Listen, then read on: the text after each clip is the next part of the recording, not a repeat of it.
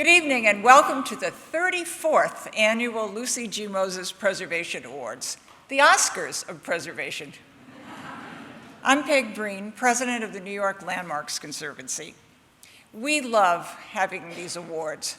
It is amazing to see the incredible projects that happen in New York City every year in preservation. This is our chance to highlight the projects and the people who deserve it, and also to highlight our incredibly experienced preservation professionals who make these projects happen. The Moses Awards are also our largest event. This is a sold-out 600-person crowd, and we are so happy to see you.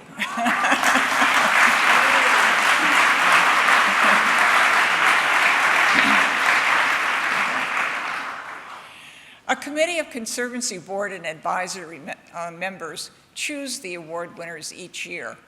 And Rob Tierney chaired it for us this year. And there were a lot of tough decisions to make because there are just an amazing array of wonderful preservation projects that go on throughout the city every year. I was talking about the Moses Awards recently, and my friend said, well, I guess he wasn't all bad. I said, no, not that Moses. We're here thanks to Lucy Goldschmidt Moses, a dedicated New Yorker and philanthropist who agreed to underwrite these awards all those years ago. And the Henry and Lucy Moses Fund have continued to support us every year since. So we're delighted to have Joe Fishman from the fund here this evening. And of course, we love Lucy. So on to the 2024 Lucy G. Moses Preservation Awards. George Ingram designed this imposing Romanesque Revival-style building in 1892 as the 75th Police Precinct station. After the police left, a church bought the building, but the congregation was ultimately unable to maintain it. By the time a developer bought it in 2016, it was a wreck. The roof had caved in. There was extensive water penetration. Architectural elements were missing. The 3 interior floors had collapsed. It was full of debris. Multiple engineers thought the building would collapse. However, one firm found that the exterior masonry walls could be restored. Despite the damage, the developer was intent on using federal and state historic tax credits to turn the building into a men's homeless shelter. The exterior work replaced or repaired brick walls and trim, restored windows, rebuilt brick parapets, and introduced new roofs and drainage systems. Inside, an enormous steel and joist system allowed the 3 lost floors to be recreated. Wood window moldings, wainscoting, chair railings, and baseboards were salvaged or recreated. All new systems were installed. The building is now code compliant and ADA accessible, with 144 dorm-style beds, bathrooms, kitchens, community space, and offices. The transformation is a wonderful example of how reusing historic buildings can serve modern needs and enliven a community. Please welcome Mayor Krinsky, the owner of 555 Properties. Thank you so much for this recognition. I'm honored to accept this award on behalf of a team of people who very much deserve it. Started with my father, David Krinsky, who made the decision and commitment to restore the Brooklyn Castle to its original glory. Our general contractor, Paltiel Oppenheim, who lived with this project more than with his own family.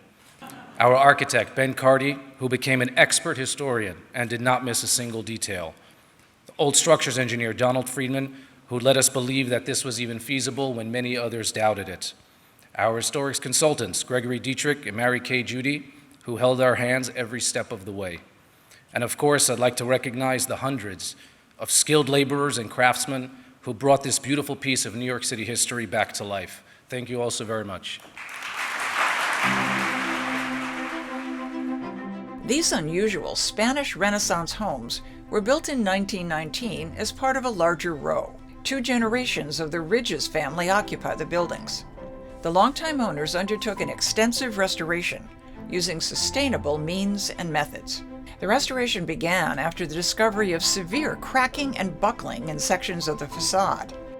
The entire roof and skylights were in urgent need of repair, along with areas of limestone and bluestone above and below the windows. The houses are set back behind brick terraces with brick balustrades and L-shaped stoops. As you can see, the terraces needed to be disassembled and rebuilt. Removing stucco revealed the brick underneath. Keeping the brick was energy efficient and attractive. Removing stucco also exposed where wood was illegally used to frame an addition to one of the buildings. Structural engineers recommended solutions. The addition was torn down and replaced with new steel framing that was merged with a masonry wall. Existing steel lintels were reused. The new wall uses glass mat sheathing made of recycled materials and reclaimed bricks. The entire roof was abated and replaced with a roofing system that helps reduce atmospheric pollution. Existing bricks were used as much as possible in restoring all the masonry. This was an enormous project for owners to undertake. It shows their commitment to their home and to maintaining Stuyvesant Heights' historic fabric. Please welcome Owen Ridges Jr. Good evening, everybody. In the early 80s, our family was displaced by fire, and we lived in a hotel for 6 months. My parents were very, very invested in putting us in a place where we could live and thrive, and they found a house. They worked, they did the best they could. We were able to obtain the house next door, and it's been such a ride, such a wonderful ride.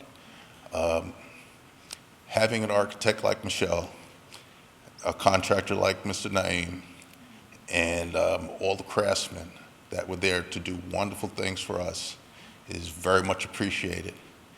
And thank you very much. Lever House has been one of New York's most celebrated skyscrapers since it opened in 1952. The international-style icon set a new standard for modern towers. It broke the street wall and extended its lobby through glass walls into a public plaza. After 70 years of operation, many materials that connect the plaza and lobby were deteriorating or featured patchwork repairs. The original architects, SOM, were brought back for the restoration. The plaza now has cast-in-place concrete matching the historic paving, a series of dark gray surfaces with a grid of light gray stripes. Inside, the terrazzo flooring was refinished. The black limestone wall has been rehoned, reset, polished, and cleaned. Stainless steel columns inside and out were restored. White marble lobby enclosures were rehoned and repaired. The marble on the plaza's planter was damaged beyond repair. It was replaced with new stone from the original quarry. There's a new outdoor air system and a new system at the curtain wall that will eliminate condensation. This storied landmark has been revitalized with the care and attention it deserves.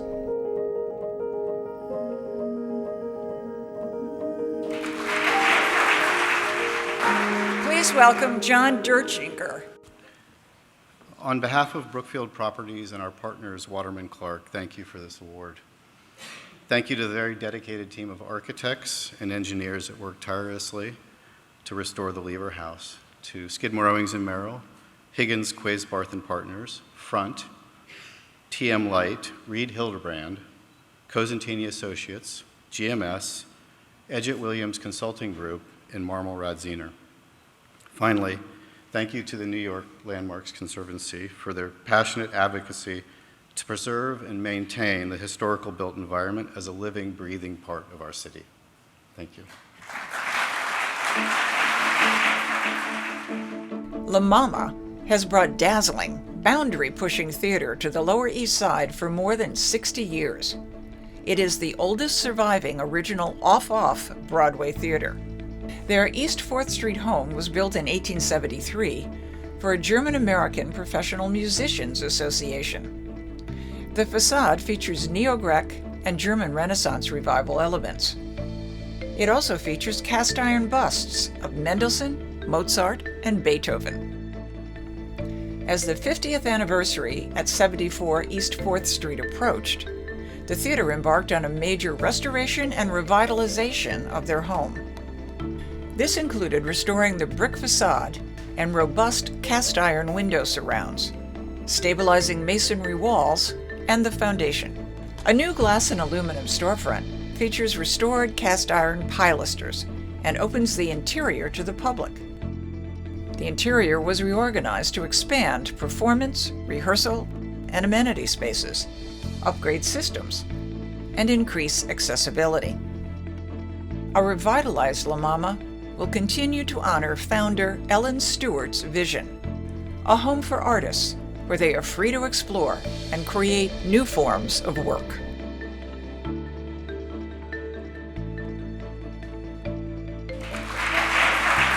Please welcome Frank Carucci, the board president of La Mama. Thank you. I wish I knew they were going to give you such a wonderful background. I would have spent less time writing. So I'm going to cut back some of my remarks. I just want to tell you how grateful we are, number one, that we're getting this great honor, but that architecture and building design is now competing as an art, a real honest-to-God art form unto itself. And we certainly are grateful to our architectural firm of Beyer, Blinder, and Bell, and our architect, Chris Cohen. It was rescued from demolition by Ellen, and she bought that building. No roof, no stairs, and we literally have been piecing it together ever since. But we're alive and well, and we're opening a new production of Medea tomorrow night, in case you haven't opened it. Thank you very much.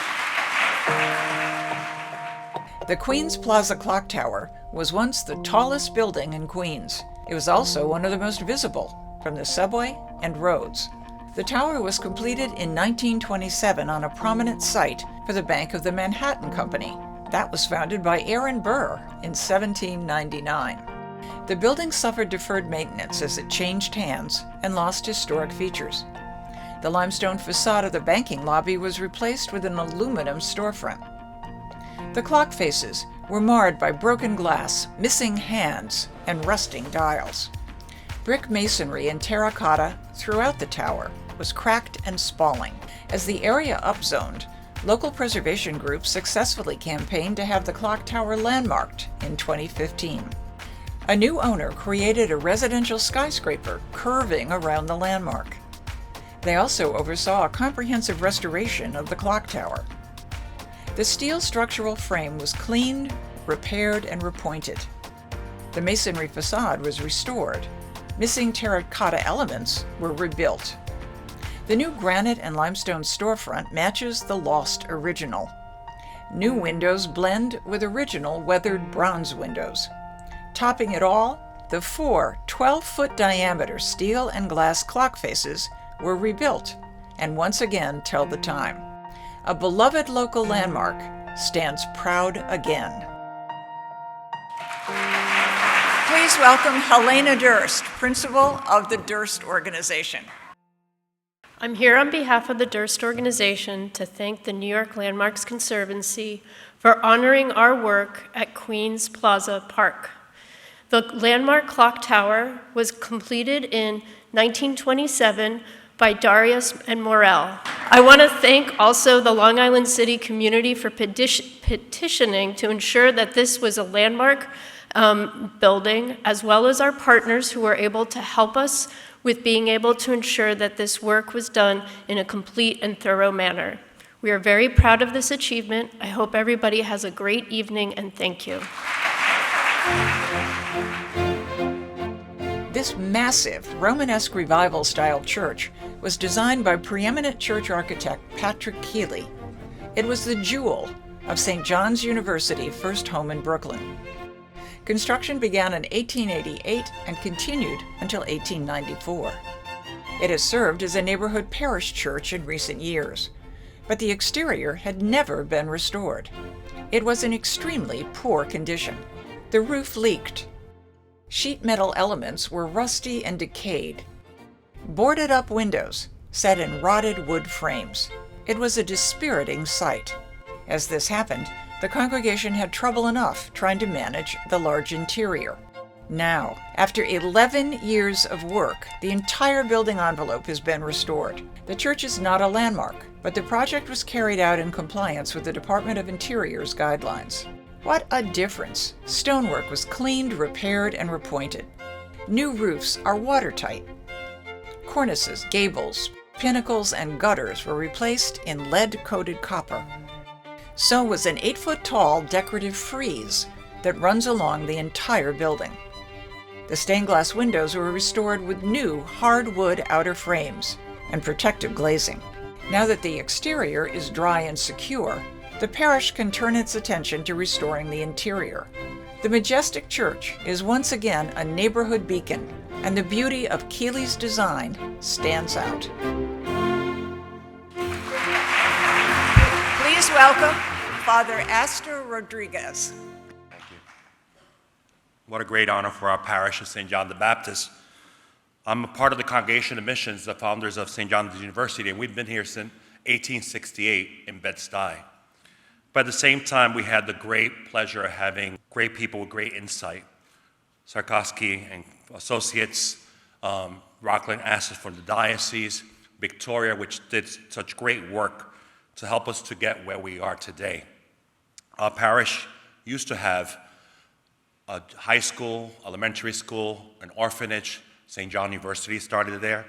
We had a great soup kitchen. We still have a pantry. We still have a thrift shop to feed and serve all the poor and our newly acquired neighbors who have come to our country. So this is really a sign of hope for us to continue our work, to continue serving the people of Bed-Stuy, which is, yes, being gentrified, but at the same time, there's so many poor and needy in our neighborhood. So thank you for recognizing this, and thank you for your support always. You might have once overlooked this building as you strolled West 23rd Street, but you won't anymore. This neo-Greek building was built in 1879 as a furniture store featuring an elaborate sheet metal cornice. By the time of this 1940 tax photo, the original storefront was gone. Other alterations hid architectural elements and removed many original wood windows. The intricate cornice pediment was lost. White paint covered what architectural details remained. Now, thanks to a special permit that allowed new construction next door, the building has undergone an eye-popping restoration. After detailed research, the original storefront was recreated. Hidden cast-iron piers were exposed and restored. The restored sheet metal cornice features extraordinary cast zinc sunflowers and a recreated pediment. Decorative sheet metal cornices above the second and fifth floors were repaired and painted with historic colors. Monumental wood pivot windows again grace the second floor. Removing layers of paint also revealed the original polychrome brick and sandstone. These were cleaned and repointed. At the rear, bluestone trim was repaired and repointed. Historic iron shutters were repaired or replaced to match the existing. This building now takes its rightful place in a historic district celebrated for innovative design and distinctive ornament.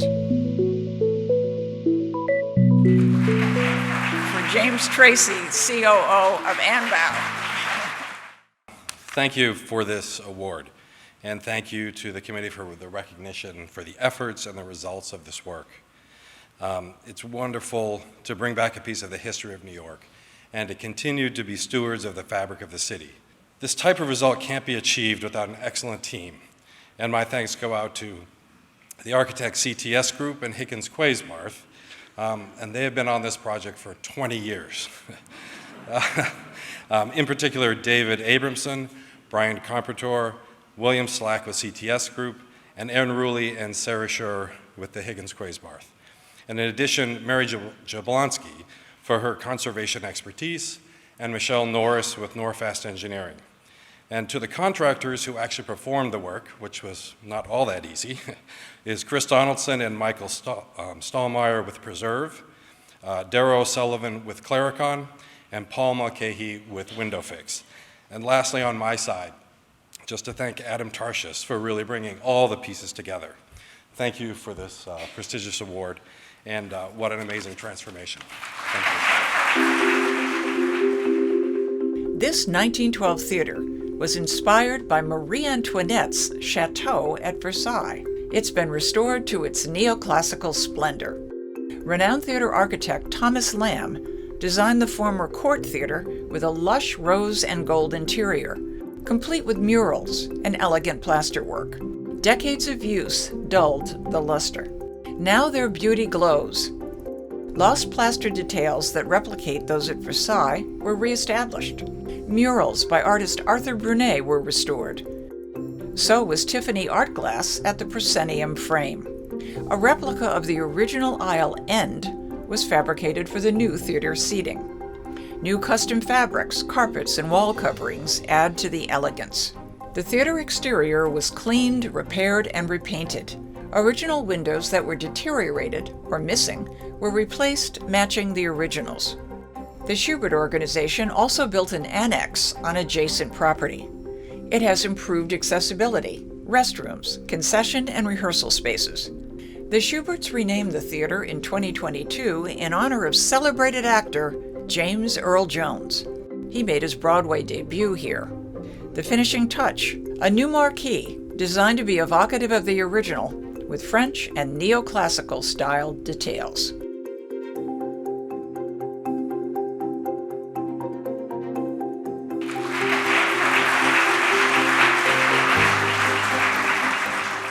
Please welcome John Darby, Vice President of Facilities for the Schubert Organization. We're thrilled to receive this great honor. Many thanks to the Conservancy. And I thank our team at Schubert who've worked their hearts out on this, and our architects, Francesca Russo, who worked on the historic building, and Costo Greenwood, who did the new annex. We had much help from many other consultants, and of course, the tradespeople that got the work done. The Jones Theater was special. It was exceptional. It was the largest project that we've ever taken on, and perhaps most poignantly, it was done, the construction was started during the COVID shutdown, where the theater industry was just out of business for over a year and a half. So to see the theater come back as the James Earl Jones in such a fantastic condition and usability for modern world-class theater has really been a thrill. We did have James Earl Jones come to the theater to show it off to him, and he was right sitting on the stage there, the stage where he had made his Broadway debut in 1958. And he told us he just had a bit part, and the one line that he had in the show, he flubbed it. And he said, he's always fought with a stutter. James Earl Jones, a stutter, would you believe it? But anyway, it's a great thrill, it's a great business, and I hope you all go see a Broadway show because it's a great New York thing to do. Thank you. This was once the flagship location of the legendary Lord & Taylor department store. Starrett and Van Vleck designed the 11-story Italian Renaissance Revival-style building in 1914. Lord & Taylor remained until 2019. Now Amazon, the new owner, has completed an interior conversion and restored the entire building envelope. The handsome brick, granite, terracotta, and limestone facade was cleaned and repaired. Hundreds of new wood windows were installed, matching the originals. They re-established balconies that were removed decades ago and repaired the copper cornices. Damaged terracotta eagles at the 11th floor colonnade capitals are whole once again. The original entrance doors, display windows, and decorative spandrels stand out again at the ground floor. It will house retail and community spaces. Contemporary new additions were integrated at the roof. The building has regained its original beauty and once again highlights Fifth Avenue.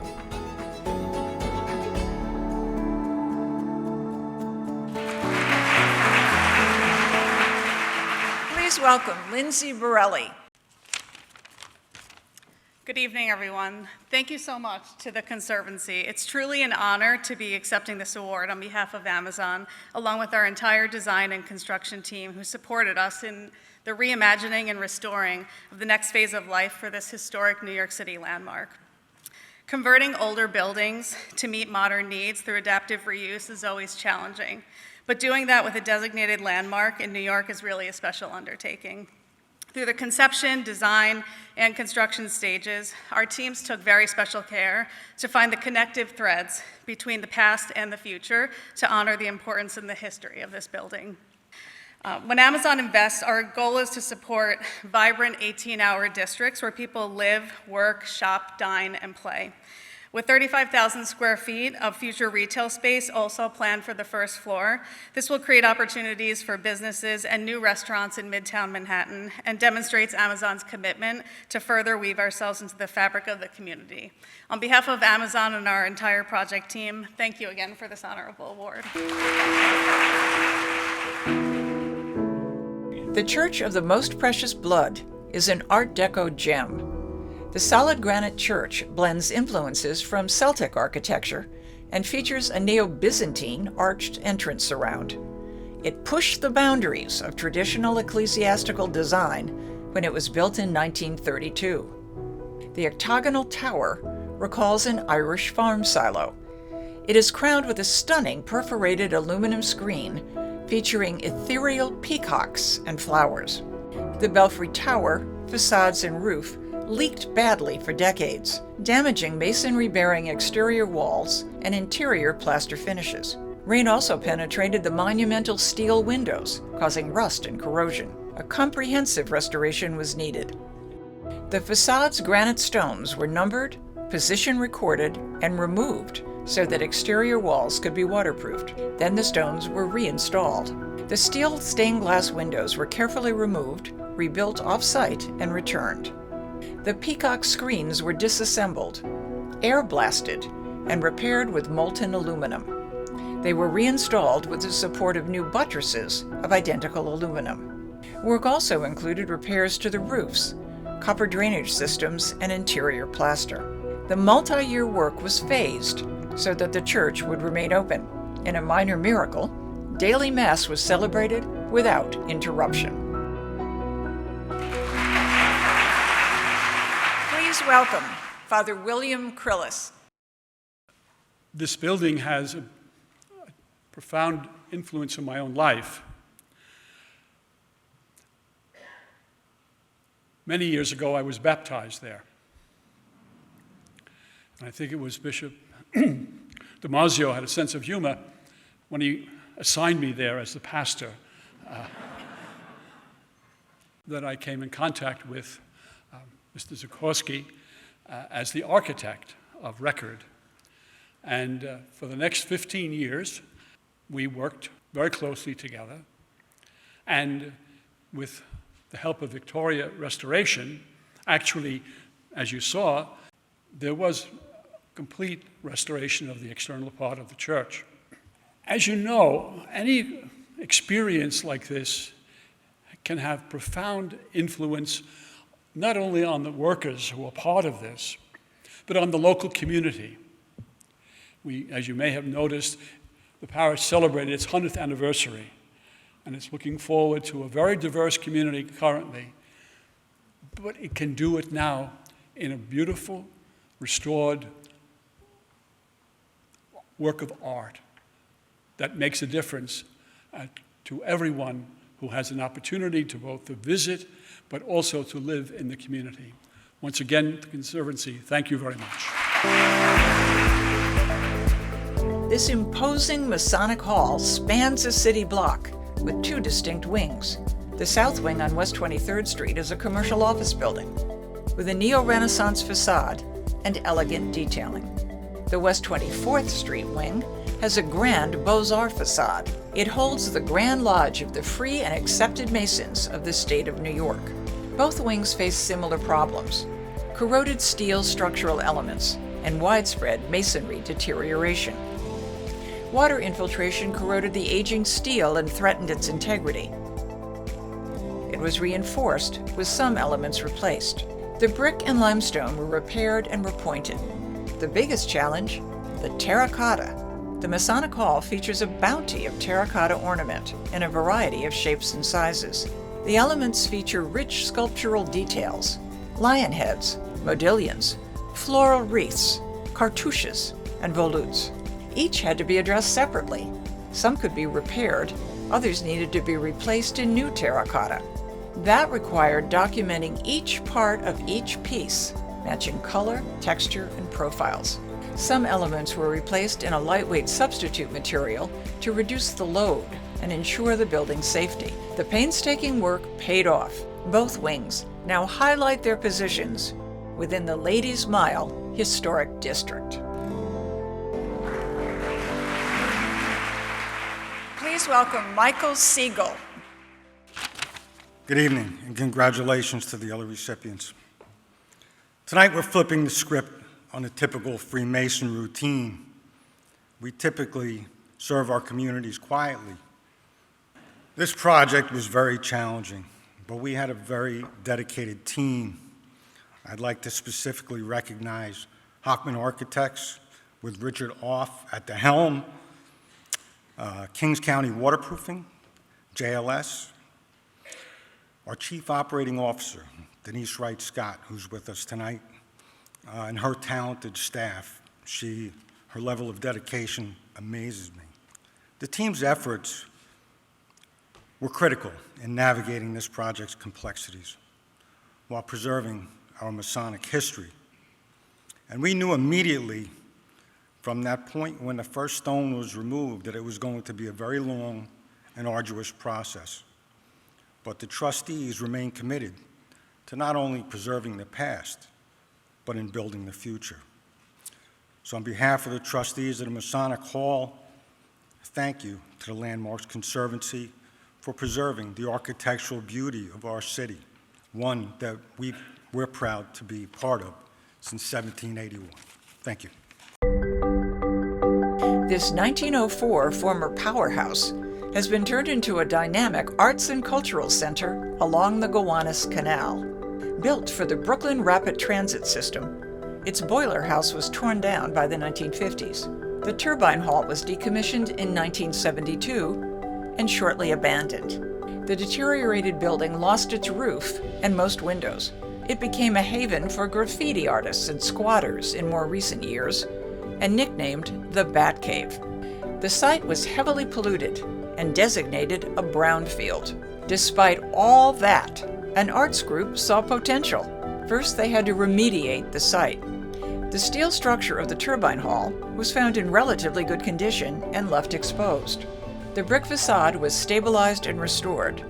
The graffiti was left intact. New windows were inset in the original openings, informed by historic window design.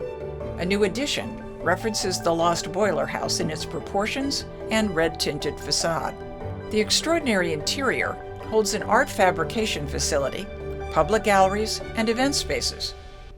This visionary project is a remarkable illustration of how historic buildings can be reclaimed, transformed, and enliven neighborhoods today.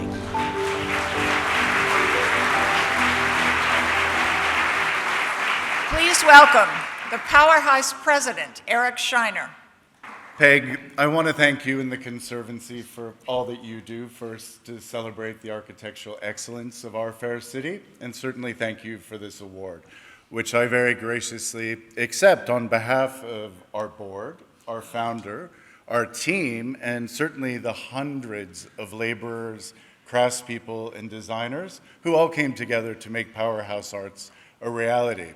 And when we started on this project 13 years ago, we had one very basic idea, and that was, how do we guarantee that we keep artists here in New York? And that is what we have done, creating 170,000 square feet of fabrication workshops and spaces to show and experience art. We welcome all of you to come over, but of course, we couldn't have done it alone.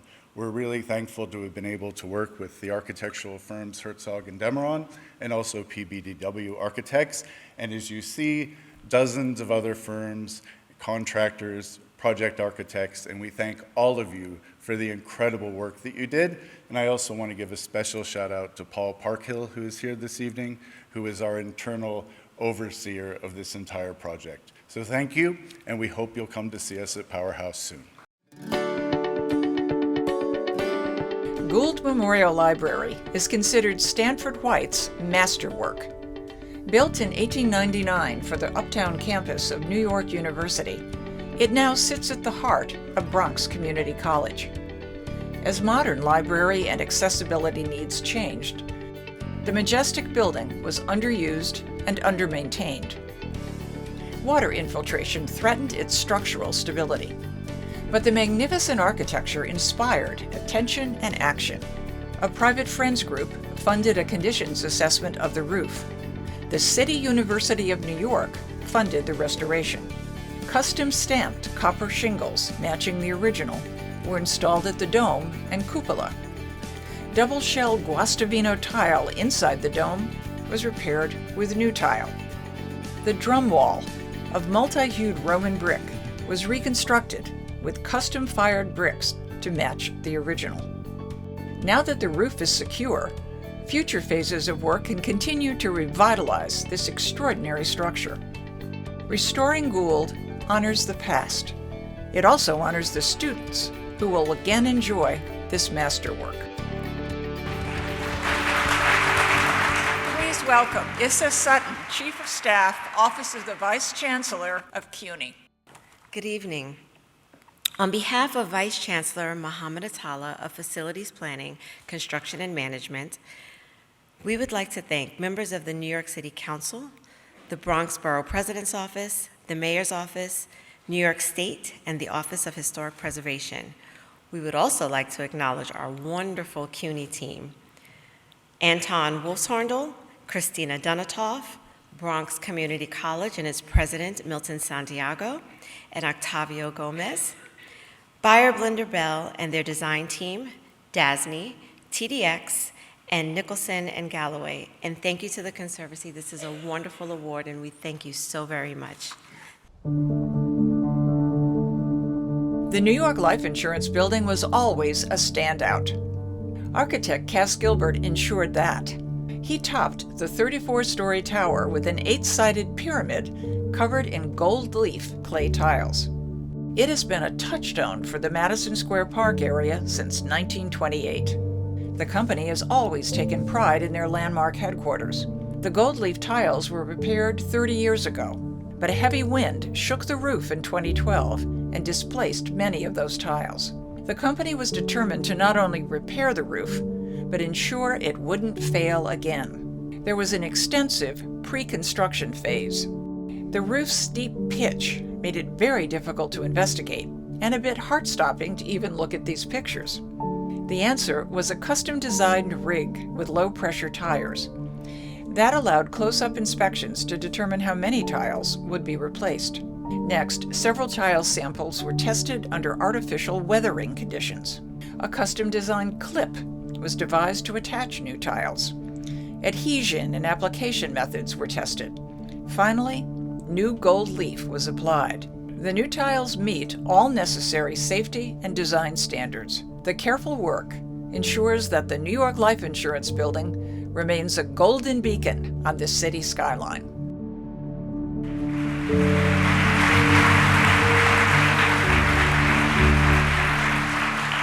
Please welcome Sharon Hart. Well, they say they saved the best for last, and I don't know that that's true because the projects that were described before us were truly incredible. We'd like to thank you for this honor. We have to say that we at New York Life share your mission of preserving the legacy. But I'd be remiss if I didn't thank Nicholson and Galloway. I think Andrew and Robert are probably here tonight on their work on this facade presentation. And a special thanks to Matt Haberling and his team at WJE. But we appreciate their partnership in maintaining the building, which was built in 1928. And we look forward to continuing this goal to preserve our landmark and treasure the past while embracing our future. So thank you. Thank you for all of you. Roberta Gratz has been a driving force for preservation and livable cities for decades. She founded and led a determined 20-year restoration of the historic Eldridge Street Synagogue. Once deteriorated and decaying, the restoration received a Moses Award in 2008. It is now the museum at Eldridge Street. Roberta partnered with Jane Jacobs, her friend and mentor, to found the Center for the Living City. It builds on Jacobs' groundbreaking work. Roberta continues to believe in the power of community action. From the 1970s on, what brought New York back was through the advocacy of local groups, preservation groups, all sorts of people, but from the bottom up. Roberta served on the City Landmarks Preservation Commission for 9 years, known for her fiercely held positions. As a dedicated urbanist, Roberta bought a home in New Orleans after Hurricane Katrina and wrote a book about the city's struggle to recover. She has written several books on preservation and cities. Her most recent detailed the late Joan Davidson's impact on New York as head of the J.M. Kaplan Fund. Her articles have appeared in the New York Times, Wall Street Journal, New York Magazine, and other publications. They are now collected at the Preservation Archive Project. Roberta has received national fellowships and numerous awards. The entire preservation community has benefited from her guidance.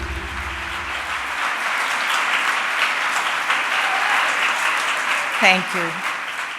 I appreciate this honor, not just because it acknowledges my work, but from where the honor comes. The Landmarks Conservancy, founded 50 years ago, the Conservancy has enriched the quality of life for everyone living in New York, and is just about the last man standing, the last one standing, of what used to be several diligent organizations who could be counted on to be strong advocates for the interests of the people of New York. But the Conservancy has been dependable and steadfast in the most critical issues of today. It has been loud and forceful in defending the remaining truly urban neighborhood around Penn Station. The Conservancy was early and steadfast, along with City Council member Gail Brewer, in fighting the demolition of the extraordinary 1889 West Park Presbyterian Church. Sadly, the Commission continues to be a formidable adversary. The four-story 1832 old merchant house on East 4th Street, one of the city's most important and fragile landmarks. Both the exterior and interior are designated highly unusual. The elaborate, delicate plasterwork throughout the house is beyond extraordinary. But recently, the Landmarks Commission approved construction for a 10-story new building adjacent to the old merchant house. Moreover, scores of landmarks across the city are falling apart or already torn down due to lack of enforcement, a power the Commission has but is reluctant or unwilling to use. But it's not just the Landmarks Commission that has gone off the rails. So has the Planning Commission, approving one upzoning after another, bringing new towers to low and modest scale neighborhoods, and losing the existing affordable units that got torn down in the process. And according to the Community Service Society, the city has lost 526,800 affordable units between 2002 and 21. I learned years ago from a master citizen advocate, Jane Jacobs, that if you say yes, but, your but gets lost. You are counted as yes, and you lose all negotiating strength. First, you say no, and when the proposal is off the table, you agree to negotiate a new appropriate plan. So her wisdom should remain a beacon to us all. It is now 2024. Sometimes it just doesn't seem possible that for 50 years I have been writing about and championing the voice of preservation and community in many cities, but especially in the city I care so much about. Through that time, it has been my distinct privilege to have been associated with the Landmarks Conservancy. They have been inspiring, they have been supportive, and they have been steadfast. I am truly humbled to be honored by them this evening. Thank you.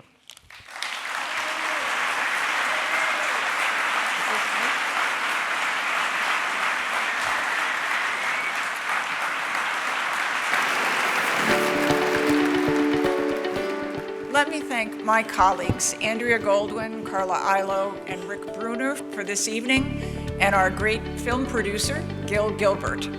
And thank you all so much for coming. Now let's go have a party.